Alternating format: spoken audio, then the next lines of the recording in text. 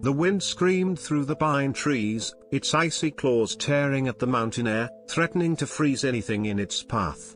High in the rugged peaks, Daniel, a weathered single dad in his mid-30s, pressed forward, his worn boots crunching against the deepening snow. His small cabin, pieced together with his own hands after life had stripped away everything else, stood as a sanctuary for his 6-year-old daughter, Emily. Money was scarce. Daniel survived on odd jobs, chopping wood, and guiding tourists through the treacherous trails when the season permitted. Yet, what defined him wasn't his lack of wealth but the quiet, unshakable strength he carried, forged in the fires of loss and tempered by his love for Emily. Every day, he rose for her, choosing to rebuild a life from ashes for the sake of the little girl who saw him as her world.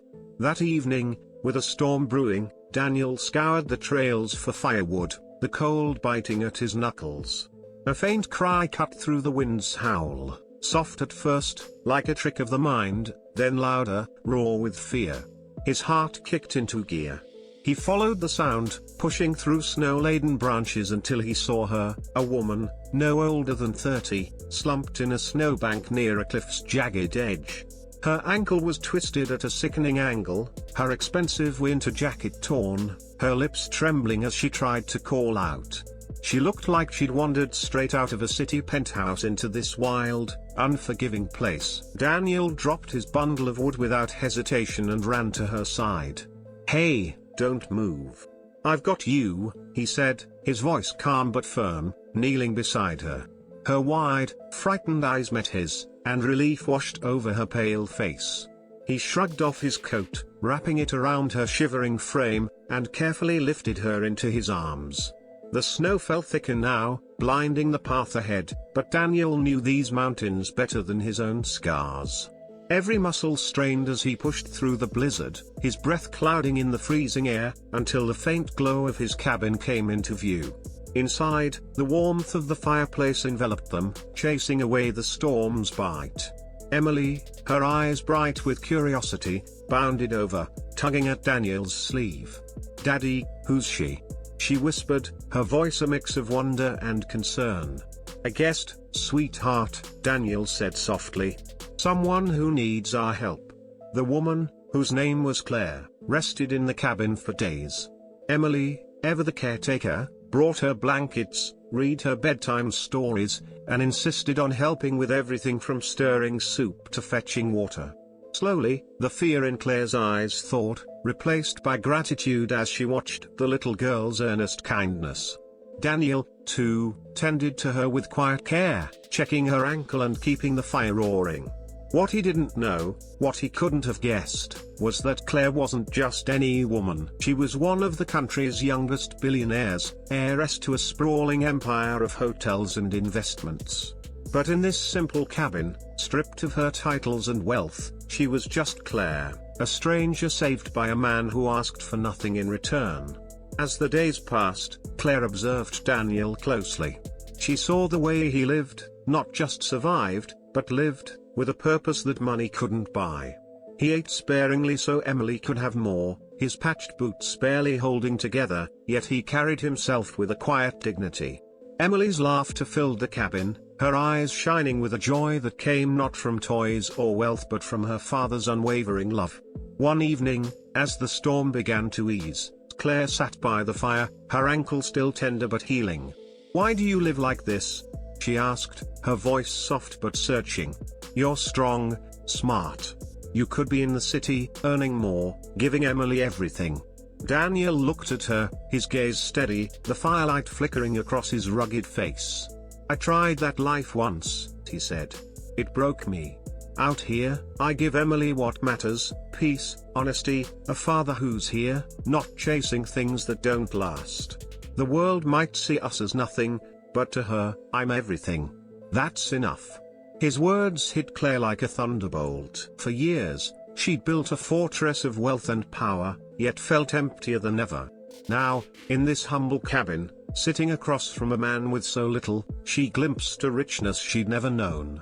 By the time Claire's ankle healed, something deeper had shifted inside her. She promised to return, though Daniel, ever guarded, didn't quite believe her. But return she did, again and again. Each visit brought small gifts, books for Emily, sturdy boots for Daniel, warm coats, tools for the cabin. At first, Daniel bristled, his pride rejecting what he saw as charity. "We're fine," he'd say, his voice gruff. But Claire wasn't offering pity. She was offering friendship, and slowly, something more. Months passed, and their bond grew.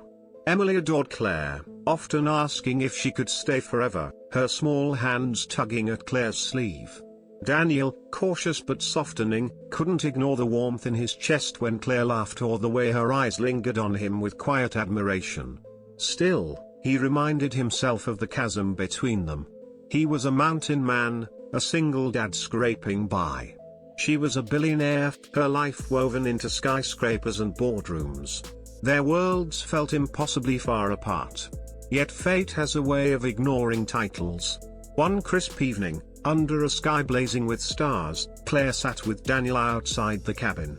Emily slept inside, curled up by the fire. Claire took a breath and told him the truth, her wealth, her empire, her life beyond the mountains.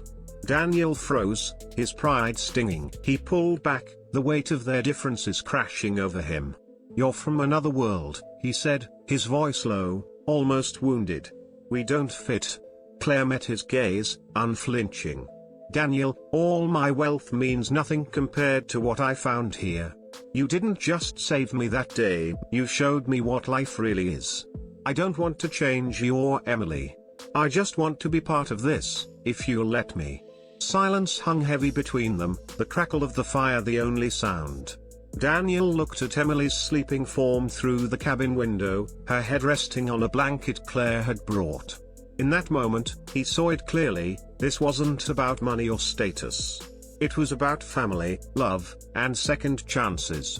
Daniel let his walls crumble. What began as a rescue in a blizzard bloomed into a love story that defied the boundaries of wealth and class. Claire didn't just bring resources to Daniel's life, she brought herself, her heart, her laughter. She traded boardrooms for quiet evenings by the fire, skyscrapers for starlit nights. Emily, with her boundless joy, became their bridge, her giggles weaving their lives together. Claire learned to chop wood, her hands blistered but her smile wide. Daniel, in turn, let Claire teach him about a world he'd left behind, not to change him but to share her own. Their love grew not from grand gestures but from small, real moments, Emily's bedtime stories, shared glances over steaming mugs, the warmth of 3 hands joined under the mountain sky. Years later, as MidnightTales, my YouTube channel, shared their story with the world, it wasn't the billionaire or the mountain man that captivated listeners. It was the truth they found together, that love doesn't care about bank accounts or social divides. It thrives in the quiet spaces, in the courage to choose each other, day after day. Daniel and Claire built a life not on wealth or status but on the unbreakable bond of family. Their cabin, once a refuge for 2, became a home for 3, its walls echoing with laughter, love, and the kind of richness no fortune could ever buy.